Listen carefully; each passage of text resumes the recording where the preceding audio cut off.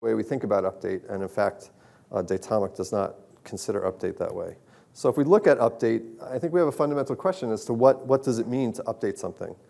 If you update someone's email address, you don't actually change one email address into another email address, right?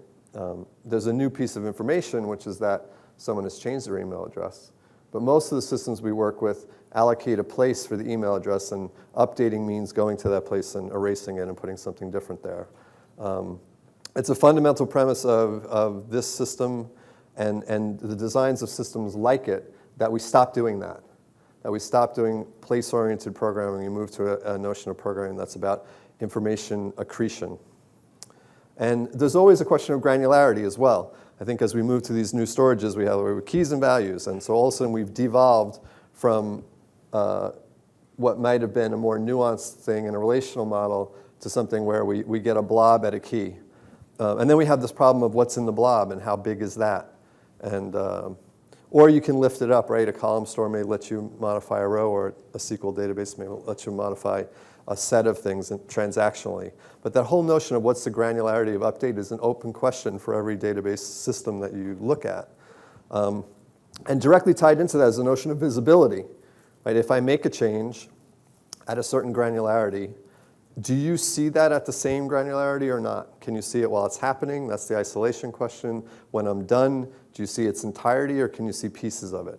And that's a consistency question that's sort of orthogonal to the notion of consistency we heard about in the keynote this morning, right?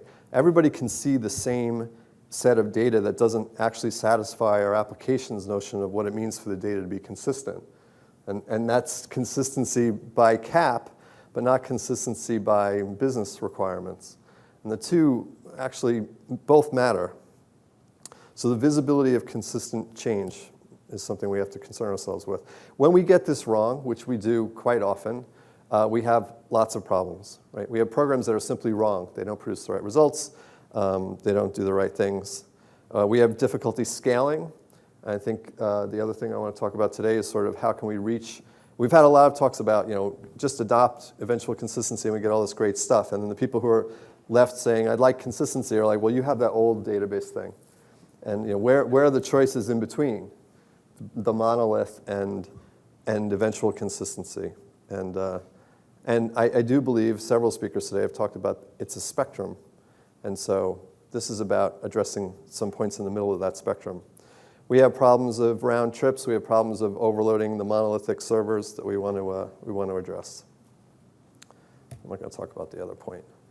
The other thing that Datomic tries to pursue is this question of, if I want consistency, do I have to give up all of the new research that's taught us about these great properties of these stores like Dynamo and things like that?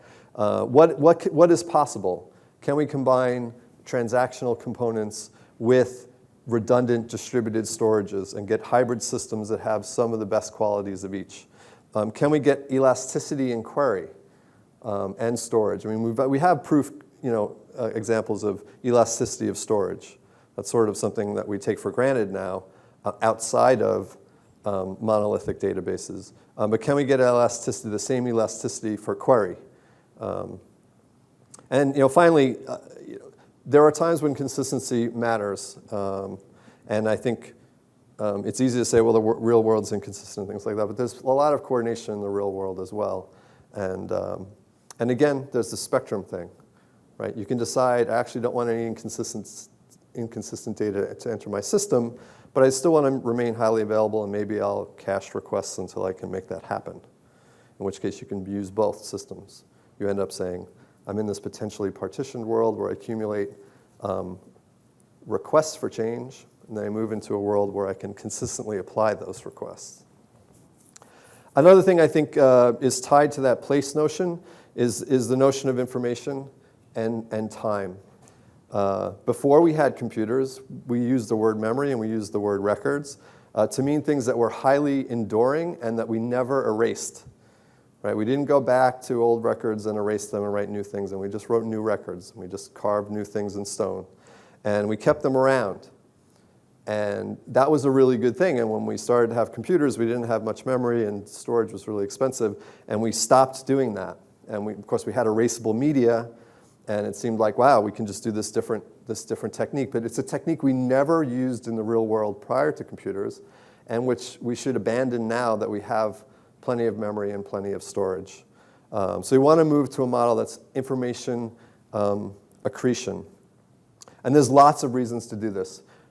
Certainly, just being able to audit things, what happened and why. If you look at a database that's updated in place, it's in a sort of weird state, how did it get there? You have no idea. It's just the side effect of the activity stream that happened, but you don't actually know why it is the way it is unless you've independently kept some sort of log of everything that happened. And so I think we can start taking an approach to databases that say, we will always keep track of everything that happened. Of course, analytics people are desperate to have everything that happened. They don't like you erasing things anymore. And the final sort of premise point here is that I think we want to be careful when we design systems that we give proper consideration for perception as its own thing. Too often, we just have this notion of interaction is update and read and update and read. And those things they're tied together. If you use a traditional relational database and you want to read something consistent, you actually have to read inside a transaction. That kind of coordination is unnatural. Right? Perception is not a coordinated activity. Right? Everybody's free in this room to look at whatever they want or look at whoever they want, whomever they want. You don't need to get permission or coordinate or anything else. Light just bounces around and we can all receive it at will. And in building these systems where we're focused on place, we can no longer see consistent things without coordinating about access to place. That's something we have to abandon, both for consistency and for scale. That ends up being a scaling disaster. So I'm just going to briefly go through some of these terms I'm going to be using. When I say value, I mean something that's immutable. And it's a notion you have to apply both to things like 42 and bigger things like strings and bigger things still like collections. And the premise of Datomic is you can take that notion all the way. And you can consider the entire database and the entirety of activity that's gone into that database as a value that you can maintain and not have to consider corrupting in your hands. We want to separate the notion of identity from where we put values. And so I'll talk a little bit more about identities, but the idea behind an identity is we have notions that we carry through time, like sports teams or rivers and things like that. But the actual values those identities take on change over time. But the things themselves don't change. The river doesn't turn into another river. You don't take the people who are on the team and push them around until they become the next people on the team. There's just another value of the team. It's independent of the old one. And so the notion of the team is an identity we're going to associate with values over time. We're going to call those values over time states. So an identity has a value at a particular point in time. That's its state. It may take on different states at different points in time. And time is just a relative thing that may reflect some causality. So that gives us a time model that looks like this. You may have seen this in another talk I've given about functional programming versus object orientation. This is the same problem, precisely the same problem in the storage space. So this is what I was talking about, graphically represented. The identity is the dotted box. It represents a succession of states. Does this work? I don't even know. That's too tiny. It represents a succession of states. Each state is a value. Right? We're going to move from state to state by transformation functions, right? Some sort of process events. And we want to be able to observe states. And once we've observed the state, we want to feel like we have a value in our hand. And the fact that time is proceeding shouldn't affect our memory of what we saw. And it doesn't in the real world, right? When things change in the world, they don't go into your brain and also simultaneously update your memories. You have memories of things that they're always the past. In fact, we always perceive the past. That's how things work. So how do we implement values? In memory, we use persistent data structures. They're always trees, and they use structural sharing. They look like this. I'm not going to spend too much time on this. But the idea being you can represent anything. You can represent sets and maps and vectors all as trees. And once you've represented something as a tree, then you can leave that tree as an immutable thing. And when you want to change the value, right? And in particular here, we're talking about aggregate values, so like an entire collection, you want to add something to it.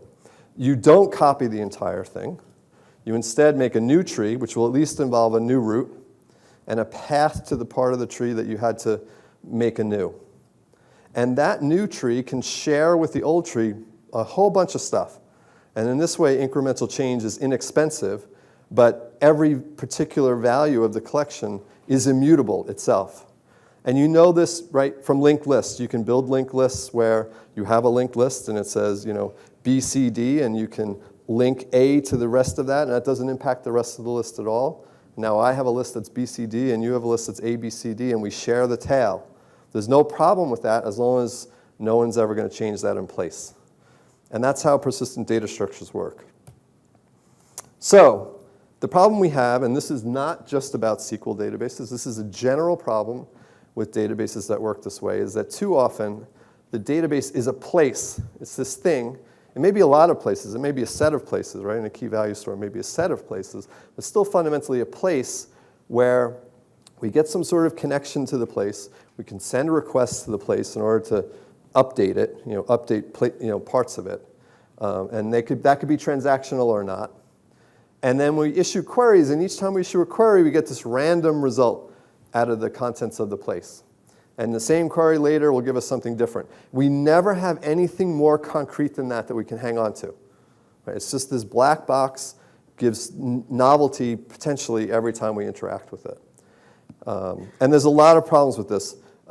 You'll recognize this is the same problem as objects. They have the same problem. They've conflated, right, identity and value. They're both the same thing. This place is both an identity and where we keep the values, which means there's no way to get the value independent of the place, the identity, which should take on new states. But I can't, unless I have some copy semantic, I can't really do that. And copy semantics, again, introduce that coordination problem and everything else. And heaven forbid you try to copy an entire database like that. So what we want to do is we want to adopt the same model that corrects the problems of object orientation for databases, right? And we just want to replace that database place with database values, right? So fundamentally, we don't want to interact with the connection. Obviously, you have to go through the connection to get a value. But once you've gotten a value, you should be able to interact with the value, not keep going back to the collection, to the connection. And in that way, you can do stable operations. You can communicate things to other processes that are stable. You get all the benefits you get from values for databases. That's what we're shooting for. So this is a traditional database. I don't know if you can read that text or not, but you know what's in it, right? There's this server. It's this monolithic thing. It does transaction management. It does indexing. It does I/O. It manages storage, and it handles query requests. And you're separate from it, and you send it strings or something, and you get back strings or something. And you're very terrified of overloading this thing. So you stick caching over it.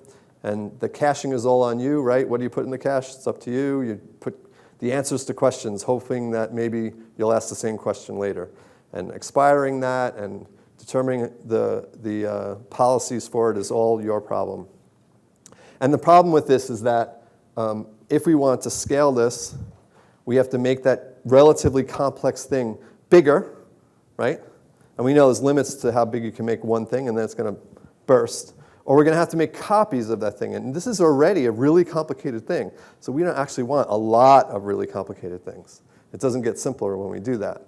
So this has gotten correctly dinged as something that's difficult, but not impossible, to scale. But certainly, even if you can successfully scale it, it does not become simpler. It's very complex.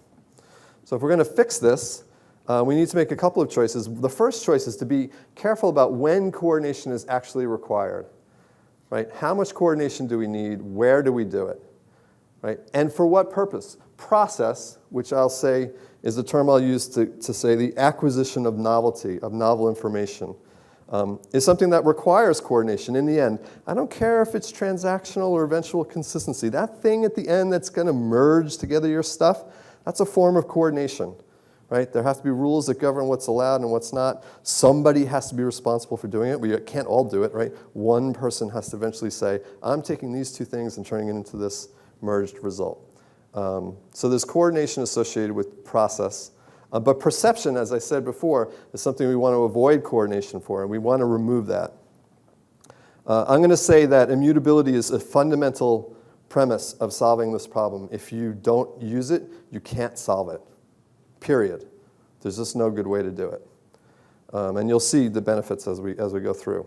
So the approach that's taken by Datomic, which is trying to solve a bunch of problems, right? You may not want to solve all those problems, and you may have a subset of them, in which case some of the things that Datomic does may apply to your architectures independent of the others. But because we're trying to do all these things, very specific things will appear in our design. So we want to move to an information model. We want to move away from a place-oriented model to information. I'll talk about that in the next slide. We want to split apart process, change acquisition, from perception, queries, reading, things like that. Transactions, perception, queries. They should not be co-located. They shouldn't be intermingled. They need to be taken apart. We want to use storage in a way that's fundamentally immutable. There's a bunch of architectural advantages to that. There's a bunch of informational advantages to that. And we're going to also supplement storage with memory so that we can do this efficiently. And that's sort of an implementation technique I'll talk about. OK, so what do I mean by information? Well, the word inform means to convey knowledge via facts. And information is just the facts. Right? So we want to build a system that stores facts. And facts, it means something very specific. A fact is something that happened in the world. Right? There are other things you might use storages for, other than information. Right? Sometimes you need a place to keep stuff. Datomic is not about keeping stuff. It's perfectly fine to need to keep stuff and have systems that just keep stuff. But if we're trying to build an information system, we need to really actually be aware of what that stuff is. So we're going to say this stuff is facts, which means something that happened. It's a fundamental part of the word. The word is derived from a past participle. It means something that already happened. And one of the key things that falls out of that is facts cannot be changed. They're recordings of what happened in the past. You don't change facts. You don't update facts or anything like that. What do? You accumulate new facts. A fact must have occurred at a point in time, so you have to have some path to time. And it's important if you're going to build a system that's about the accretion of facts that you have a representation, your structural representation is minimized. Right? You don't want to have this big composite thing and say, I need to add a fact to it like in the middle here and store this whole thing to get that new piece of novelty in. You need to actually boil down your data representation to be that primitive thing. And we call that a datum. It's just an entity, an attribute, the value, and some path to time. We use the transaction because it's also a path to other information about what happened, including provenance or causality or operations or anything else like that. So the fundamental difference here from a place-oriented database is that we're going to consider a database to be a value. Right? But we know things change over time. So how do you have something that's both a value, immutable, and have novelty over time? And the analogy I make here is to tree rings, which also never show up that well on the slides.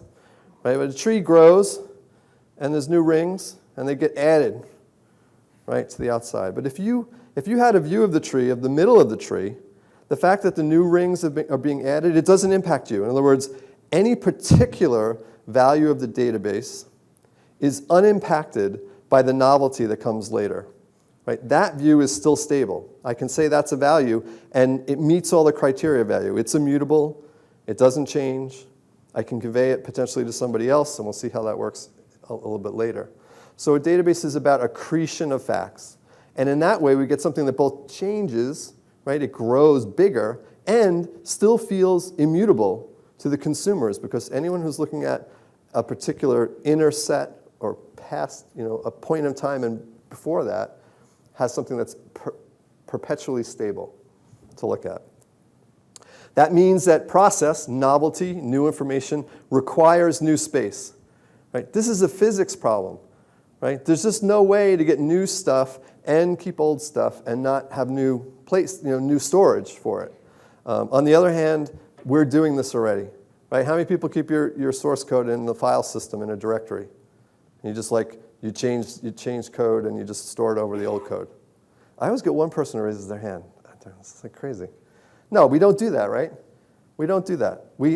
But there was a time when we were like, oh my God, keep every version of every source file we have? There's no way we can do that. We're going to fill our floppy, right? It's not like that anymore, right? Systems in the time I've been using computers are 1,000,000 times more capacious than they were. That's not an exaggeration. That's the actual number, 1,000,000 times more capacious. We don't need to be worrying about space.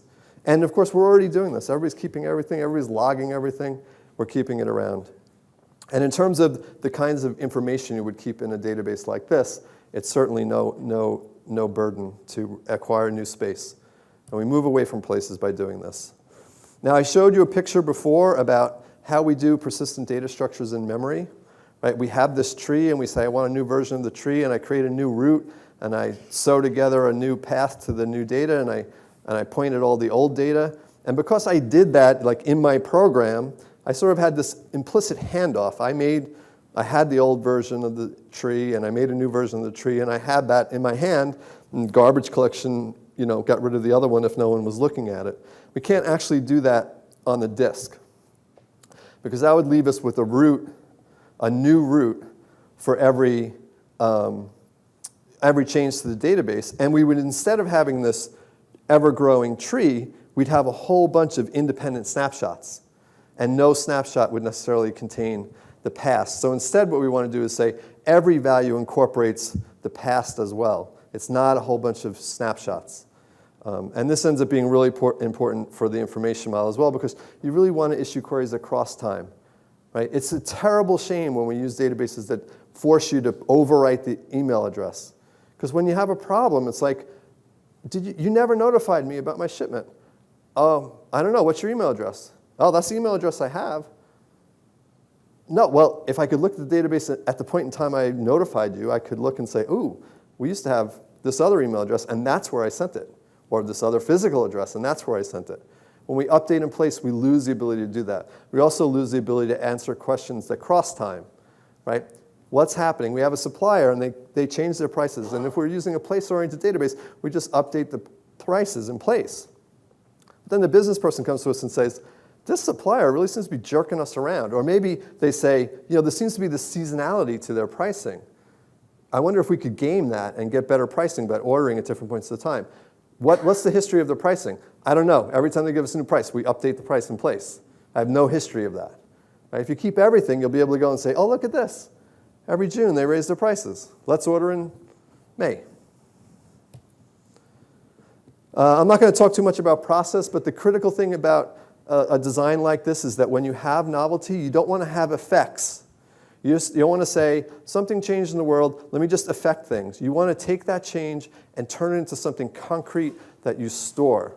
Right? Anybody who's used to event sourcing is a representation of that idea. But the general notion is that you have to reify process. You have to turn it into a thing that you can look at and touch, whether that's a log or whether that is inside the data itself, which is what happens in Datomic.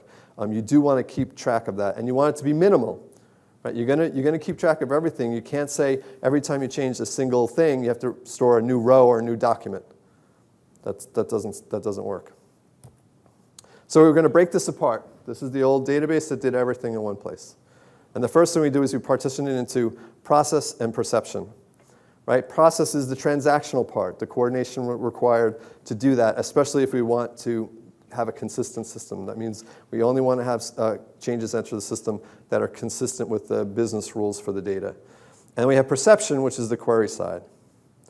So we have the problem of how do we represent state. And it's a critical thing here, I think, that when we're talking about data stores and databases, right, we used to have no databases. Right? And then we had file systems, which let us put stuff somewhere with a name or a path and get back to the stuff. But we did not call them databases. Then eventually we had things we called databases. And those databases did something that the file systems didn't. Right? They gave you leverage over the information that they were storing. They knew something about what was being stored. Right? They imparted some sort of organization in what was being stored so that when you wanted to find something specific or get an answer to a particular question, there was some leverage to apply beyond, well, just go look at every single byte in the thing and figure it out. Right? And it's that leverage that makes something a database. So when we talk about storing the state, I think we want to talk about storing the state in a way that's organized such that we can get leverage. And I would characterize query as leverage. So we're going to just say the database is a sorted set of facts. And in fact, it's multiple sorted sets of facts. Right? And we know from systems like Bigtable that that's not something that you can efficiently do live into storage. Right? If every time you had a new piece of information, you needed to modify your entire index to put it in the middle of it, and do that in an immutable way, you would churn through storage just relentlessly. It's not practical. So we have systems like Bigtable. Right? What does Bigtable do? It treats storage completely immutably. Right? But what it does is it accumulates novelty in memory till it's got a block, certain size, 64 megs or something like that. And then it blitz that out to disk and starts accumulating more stuff in memory. That has nothing to do with durability. While it's doing that, it could be logging everything as it comes in. Right? So the durability from the purposes of can I restart, can I make sure I've not dropped anything, has nothing to do with this. This is about indexing.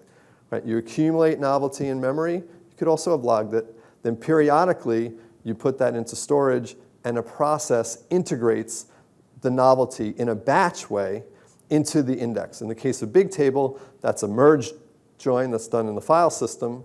And in the case of Datomic, that's a merge of these trees, also done in storage. So it works the same way. You accumulate novelty in memory. Occasionally, you put it in storage, and you use persistent tree merge to do it. So indexing is just this merging. It just says, I've accumulated a certain amount of novelty in memory. I can now amortize the cost of integrating that in the tree. Right? So instead of making a new root for every new piece of information, I now say I've accumulated a whole bunch of information. I'll create a new root and amortize the cost of making the inner leaves to accumulate the stuff. So it's the same thing. It's just like Bigtable. We merge them together. So this is what transaction processing and indexing looks like. Transactions take novelty as it comes in. It immediately logs that. Again, that's the durability side. It's not really the organizational side. And keeps novelty in memory where it's organized on the fly and sorted in memory so it can answer questions from memory. Periodically, this merge job will take that live index from memory and integrate it into a new tree in storage. That tree sharing structure, just like the other picture, right? And then we can look at the perception side. Now, the perception side means I want to ask a question and get an answer. I want to ask query-like questions, and I want to get answers at the speed that indexes can help me get. Well, in order to do that, I need access to storage, right? Because the last stable index in storage is sitting there. Plus, I need access to the delta, right? What's happened since then from memory. And it's the same thing Bigtable does, right? If you ask Bigtable a question, it does a live merge join between the file system and what's in memory. And Datomic works the same way. It's a live merge join between the live index and storage. The only difference is it's a tree instead of flat files. The key thing here, though, is what coordination is required to do this? None. The exact right amount. 0. Right? There's no talking to the server. There's no need for a transaction. Right? The stuff in storage is immutable. The stuff in memory is immutable. It uses the same technique. One tree here and a tree there. The join is stable. There's no coordination required at all. As long as you have read access to storage and access to the live index, you're good. So the components of this system roughly are, there's a transactor which coordinates a request for change. There are peers, and these are actually your application servers, because now you're no longer tied to this big database server. We're going to empower application servers with query capabilities and direct access to storage. And some sort of storage service. So that whole thing looks like this. If we start in the bottom right, we see a storage service. It's quite interesting aspect of Datomic that it's not in the business of disks at all. Right? There are lots of good storage services that already exist.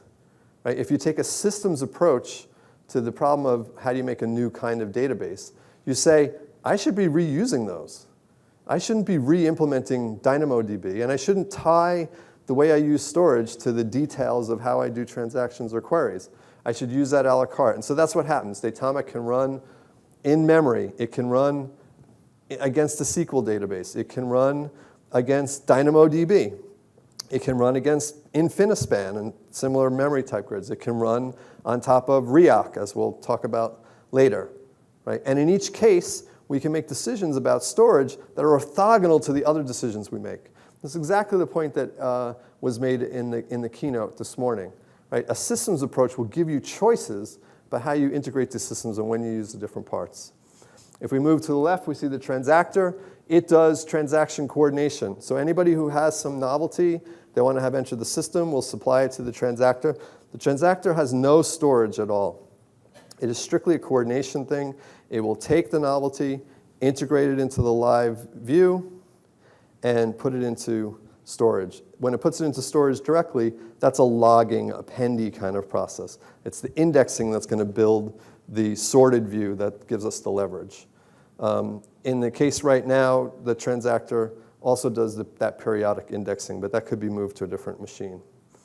Finally, if we look at the top, we end up with the application server process, which now is empowered with both read access to storage and its own query engine. So we've relocated query from a monolithic place where we go to answer questions to everybody gets their own brain. And once you go to everybody gets their own brain, you now have a system that's scalable, right? If you have bigger load and you have to answer more questions, you can just add more servers here, which you're already adding because you're adding these servers as the load increases anyway. And that's elastic, right? As you don't care anymore, you just have them go away. The other thing that's interesting about this is the way caching works, right? We saw a picture of cache in the traditional database model before, and what did we put in cache? We put the answers to questions in cache, hoping maybe we'll ask the same question again later. And we're doing it because we're trying to keep the burden off of this single monolithic server or cluster of servers. Now what gets cached, and this happens automatically under the hood if you just configure please use memcache, is that the sources of answers get cached. In other words, the actual pages of indexes from the storage get put into memcache, which means that all of the queries have access to the resources they need to answer questions from memory directly. What actually gets put in storage is not the individual facts, right? When we looked at those trees before, what actually is getting put into storage are chunks of index, right? Segments, just like the blocks that a traditional database puts in a file system, in a B tree in the file system. Datomic puts chunks of index into storage, and all it needs from storage is like key value style access, and we'll talk about the consistency model in a second. So I talked about the transactor, right? It does this accepting transactions. The other thing it does, it may not be obvious, is it also rebroadcasts to peers the novelty so that they can maintain their own live index in memory, and therefore they can, when they do their queries, they do their own merge joining. Okay, so the transactor does that. It does the background indexing. Indexing creates garbage, so we end up with the notion of garbage in storage, just like we do in memory. Right? We just acquire new memory with new, right? That's a great thing, but it creates garbage, and it shouldn't be surprising when you move to an immutable process where new information requires new storage that you end up with an analogous thing on disk. You end up with garbage on disk and garbage collection for disk. That's fine. I talked about this pretty much already. Peers have direct access to storage. Right? And these storage systems, right, you can imagine something like DynamoDB or Riak, these are highly scalable, redundant, distributed, highly available systems. They're quite capable of serving an equally scalable set of readers at very high speed. So they have direct access. They have the query engine, they do the merging, and there's extensive caching. What's great about the fact that everything we're putting in storage is immutable is we can cache it relentlessly. You can cache it anywhere you want. It's never going to change. So you can see from this that we've now sort of teased apart some of the cap stuff, right? We end up actually with one consistency and availability model for writing and a different one for reads and queries. How many people saw Mike Nygaard's talk this morning? It was a great talk, right? So Datomic actually is like is loophole 2, 8, and 10, all put together. So we have a traditional availability model for writes, right? A transactor can have a backup. It's high availability only by standby, and if you get partitioned, you lose availability. But it's consistency. This system is oriented towards consistency, so that's where the trade-off is made. There's nothing wrong with making a different trade-off. The trick is understanding trade-offs need to be made and making trade-offs when you need to make them and getting the solution that you need for your business. But on the read side, it's completely different because of two things. One is everything we put into storage is immutable, right? Which means that we actually end up getting consistent reads because it was written consistently, right? We never have an issue about seeing half of something. Right? We're always going to see the entirety of something, or we won't see it at all. I'll talk about that a little bit more in a minute. And then query scales with peers. And it scales in an elastic way, not in a pre-configured, I'm going to have 17 peers, and I set that in my configuration file. But in a real, I just set up AWS auto-scaling, and I get more or fewer as load goes up and down. So we'll talk a little bit about the memory index. It's this persistent sorted set. It has big internal nodes, just like the one on disk, not quite as big as the one on disk. And there are the couple of sorts. We sort by entity and we sort by attribute. That means you get the effect of something more like a document store when you go via the entity orientation, and you get something much more like a column store when you go by the attribute orientation that keeps all the values of email next to each other. So you don't have to pull whole records, and there's no notion of record. Right? There are these datums, and you can sort them different ways. Storage itself is the same kind of thing, right? It's this tree, right? We store the log as a tree. We store the indexes as a tree, and they're fully covering indexes. So I use the word index, but it's not actually a pointer to something else. It's a covering index. All of the data is in each index. It's just sorted different ways.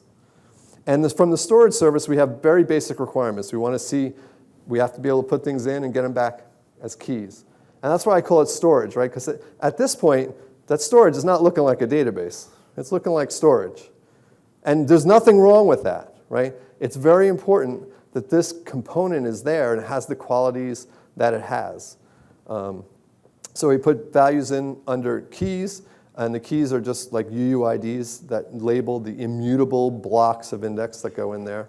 And there's a couple of cases where we need consistency in order to support the consistency model above. There's no magic trick that I can get consistency out of inconsistency.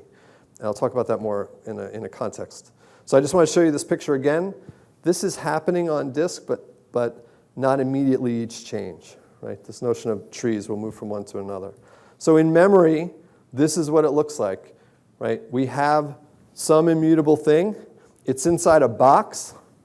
That box is called an atom enclosure, but it doesn't really matter. You can consider it a pointer, right? Things that are immutable are always pointers, and the things they point to are always immutable. That's the recipe for that epical time model I showed you before. And actually, it was said in the keynote this morning, right? He talked about the way you use immutability and pointer swap. That's how Datomic works. Exactly that. So in memory, we have this pointer to something that's immutable, which itself points to the memory index, which is another one of these trees that's immutable, and it does the same thing. And then it points to the tree in storage. And I'll show you that here. So in storage, it looks like this. There is a cell in storage, an entry, which is the identity, right? How do you find a database in storage? If it's always immutable and it's always new values, how do you go from, I'd like to open the customer database to one of those trees? Well, there has to be at least one mutable thing, which is the customer database is there, right? A pointer. There's one of those. In fact, there's probably 4 of them per database. That's it. That's all the mutability you need to make a database. That point to an entire tree, which is itself a pointer to a set of trees, one for each sort. We can also store leucine data the same way. And then that is a bunch of blocks, just like B tree blocks, that form this tree with wide branching factor. And those all get stored as blobs in the storage. Right? So all the segments of this tree are stored as blobs in storage. So I wanted to sort of tie this into the talk today to actually talk about one particular implementation of storage under Datomic. That's interesting because we desperately wanted to support Riak. It's very popular. It's a very high quality product. We have a lot of customers who are interested in using it, but Riak is only eventually consistent at the moment. So it's not actually a store that can satisfy all the requirements of Datomic. So in order to make Datomic run on Riak, we had to build another storage service out of 2 other services. I think this is the best thing ever, right? Because I don't want to write any of this stuff. But I love the fact that things like Riak, and in this case we chose Zookeeper, exist, do one thing really well, have really great semantics, and are things you can use as building blocks. This whole notion of, well, I'm using Riak and therefore my world is Riak, you don't need to do that. Right? Riak is a tool. You can use it for its own benefits and use it as a piece of a bigger composite thing. And that's what this does. So Riak has these properties. It's redundant. It's highly available. It's elastic. It's distributed. It's durable. But it's eventually consistent. We need to supplement that because we need these pointers. We need to store these pointers somewhere. And they need to be written in a consistent and actually with CAS way. And so Zookeeper does that. Zookeeper is both redundant and durable and consistent.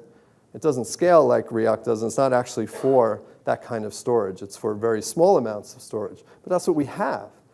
Right? We have this beautiful thing. We have all this immutable data and possibly tons of it with tons of readers. We have a tiny, tiny, tiny little bit of mutable data that has to be manipulated consistently and is very infrequently read. That's exactly what Zookeeper is for. It does exactly that job. So it looks like this. We keep the values in Riak. Everything we put in Riak is immutable. It's those big chunks of index. And we put the identities in Zookeeper, a couple of pointers per database that point to where the roots are in Riak.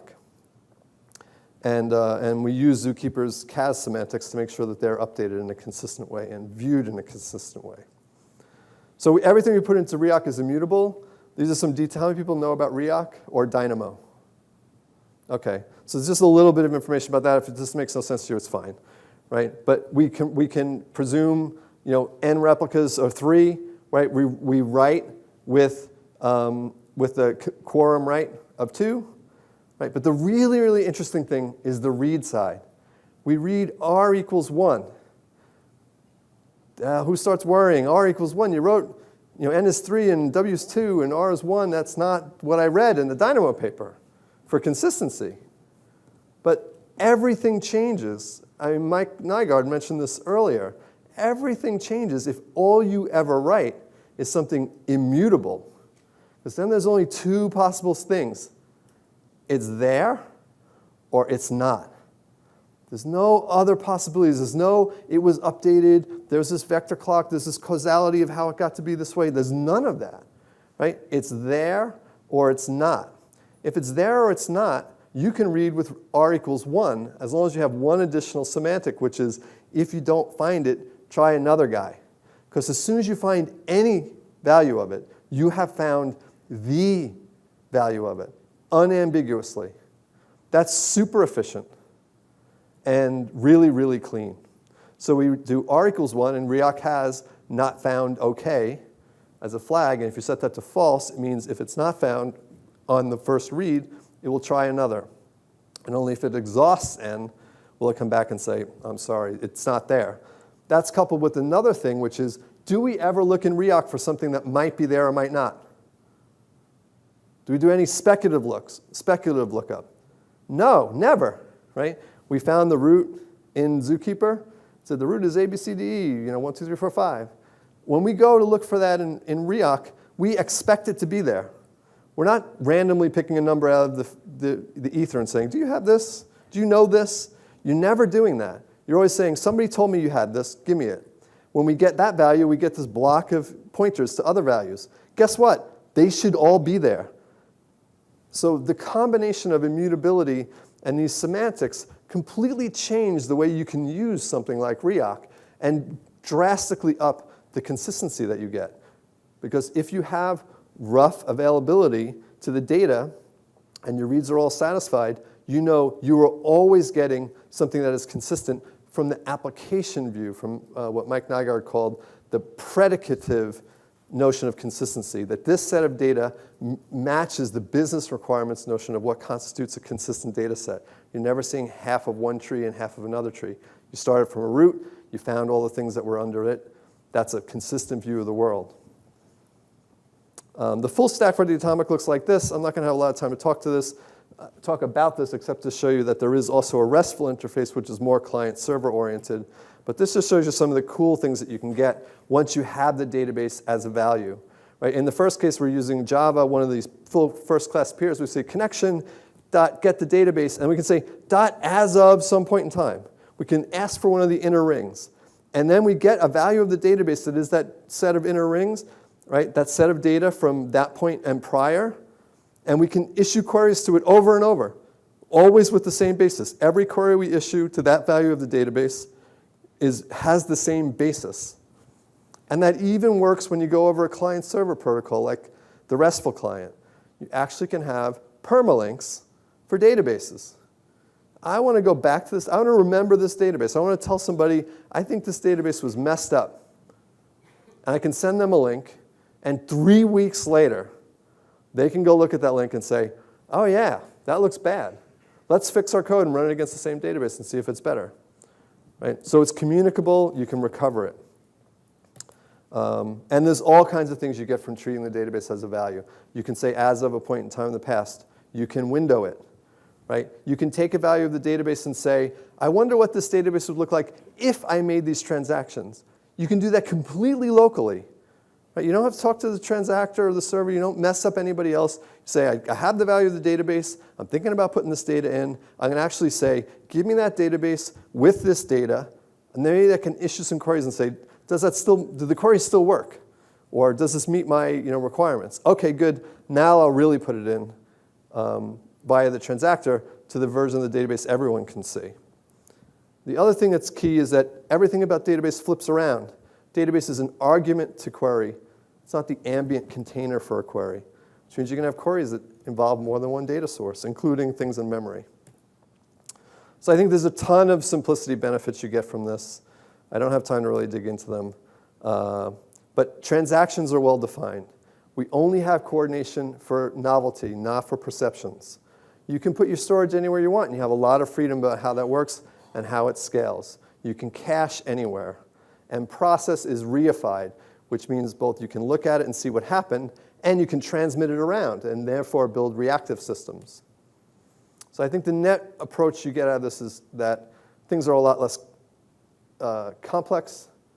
You get a lot more power. You can see the scalability of query and reads.